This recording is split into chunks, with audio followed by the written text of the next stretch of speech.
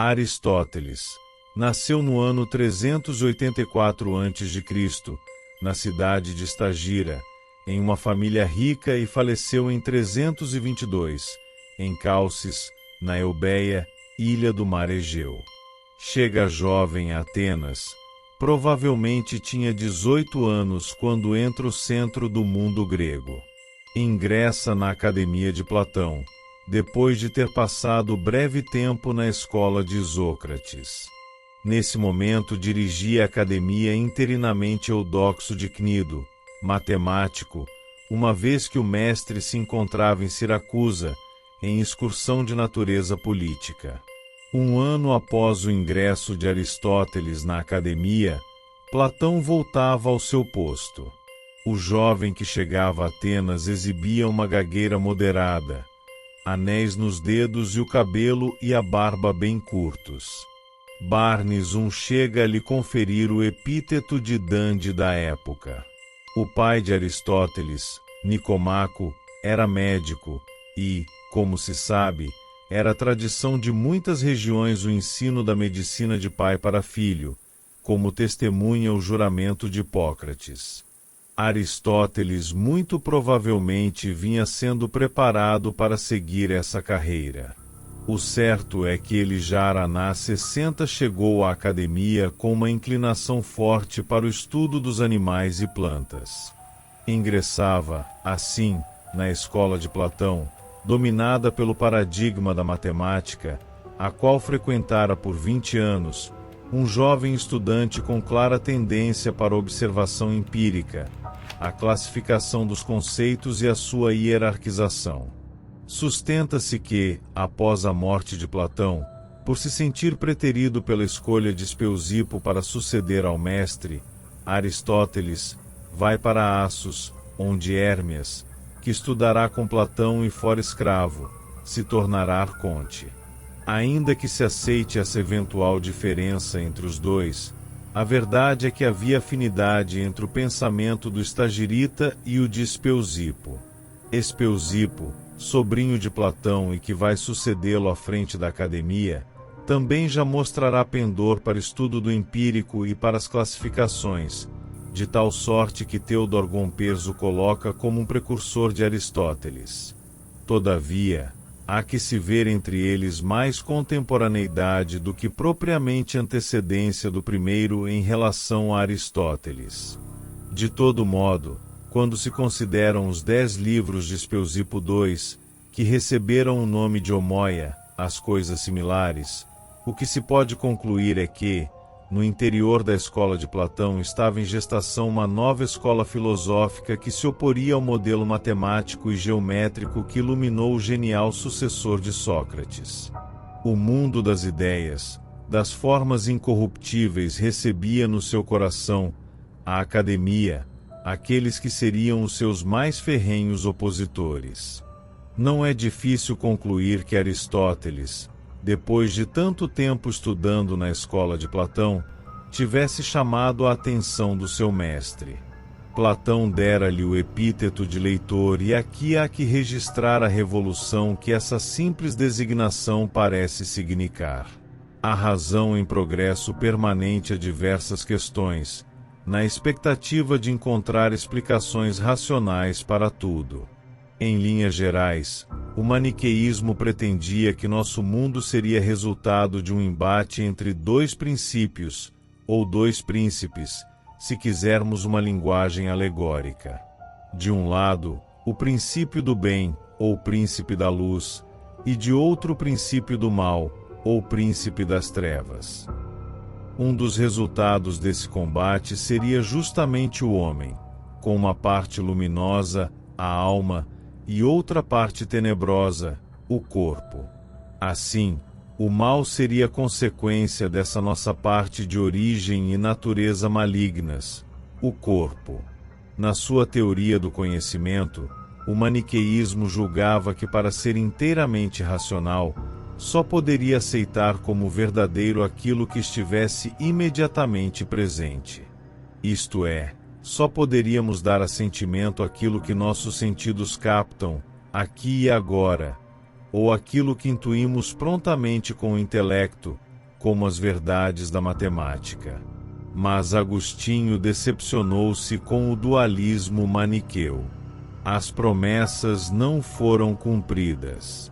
Seu contato com os grandes mestres dessa corrente doutrinária não o satisfez intelectualmente. Quando pôde debater com eles, considerou que as explicações não eram suficientes. Devemos notar, porém, que Agostinho não abandonou aquelas duas exigências: explicação racional e responsabilidade humana pelo mal. A solução maniqueísta não o contentava, mas os valores da razão e da responsabilidade moral restavam intactos para ele. Mais tarde, na vida madura, a filosofia agostiniana afirmará que a racionalidade não exclui a autoridade e que a responsabilidade humana pode ser pensada em outros termos. A decepção com o maniqueísmo e a ambição de viver de seu talento como orador o levam a Roma, onde se torna professor. Sua vida profissional não é bem-sucedida naquela que seria a cidade eterna, a capital do poderoso Império Romano. Mas do ponto de vista intelectual, Agostinho distancia-se do maniqueísmo e tem importante contato com o ceticismo acadêmico. Se o diálogo Hortensius, hoje perdido. Até o Estagirita, o grego que se dedicava aos estudos não lia os textos, mas se reclinava trespassivamente para saborear, como uma representação teatral, as frases que um servo educado recitava. A novidade introduzida por Aristóteles foi a de acumular numa só pessoa a dupla função de recitador e de ouvinte, fazendo assim evoluir a noção arcaica de leitor como aquele que lê alto para outrem e fundando a partir dela a noção moderna de leitor como aquele que lê baixo, ou em pensamento, para si mesmo. 4 Pode-se reconhecer que essa atitude ativa, que Aristóteles demonstrou com sua relação com a leitura, fosse também uma qualidade necessária para as monumentais pesquisas empíricas, tanto no campo dos animais e quanto das plantas, que empreendeu. Em tais pesquisas, ele não apenas recolhia os dados, mas os lia. Ao colocar a mão na massa, ao valorizar os dados concretos, recolhidos pela experiência, Aristóteles, em seu desejo de saber, despojou-se de muitos preconceitos aristocráticos que permeiam as sociedades escravagistas. O distanciamento de Aristóteles de Platão aconteceu, portanto, ainda na Academia 5. Das obras que nos chegaram, as categorias constituem um exemplo de antiplatonismo militante, onde o Estagirita enceta decididamente os seus passos na construção de seu próprio universo filosófico. Demais, esse texto é a porta para a lógica, a ciência e a metafísica em Aristóteles. Nele, o ser é apresentado segundo o esquema categorial, onde essas representariam o ser objetivo, distinto do ser pensado. Aqui aparecem a substância, a espécie, o gênero e a sua estrutura de predicados, qualidade, quantidade, relação, quando, onde, ter, fazer, sofrer, estar em uma posição. A tábua das categorias será imprescindível para a implantação e explicitação dos outros lugares fundamentais de sua filosofia. O ser segundo a falsidade e verdade, de interpretatione metafísica, essencial ao desenvolvimento da lógica. O ser segundo a potência e o ato, de interpretatione metafísica. E o ser segundo a essência e o acidente, metafísica. Onde as coisas e os fenômenos são sempre identificados sob a ótica do que lhes pertence como essência e do lhes pertence como acidente. Aristóteles deixou marcas profundas na história do pensamento. Organizou de forma sistemática a lógica da antiguidade, fundamentou e desenvolveu a teoria das proposições e dos silogismos, introduziu o uso de letras para a representação das proposições, enunciou o princípio da não contradição, criou a lógica modal, a biologia, fundamentou teoricamente a troca de trabalhos distintos, teoria do valor, explicou o sentido do dinheiro. Livro 5º da Ética Nicomaco, fez a primeira história constitucional, em seu livro A Constituição de Atenas, e fundou uma das escolas filosóficas mais importantes do pensamento da antiguidade, ao lado da platônica e da filosofia de Epicuro.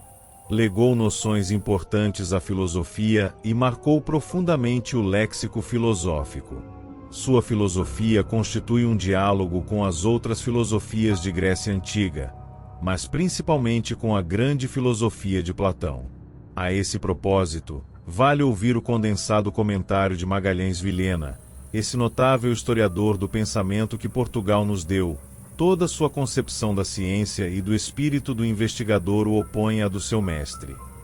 Considerando o ser como distinto do ser pensado, compreende o conhecimento como uma apreensão das essências que as qualidades empíricas das coisas cercam com um invólucro.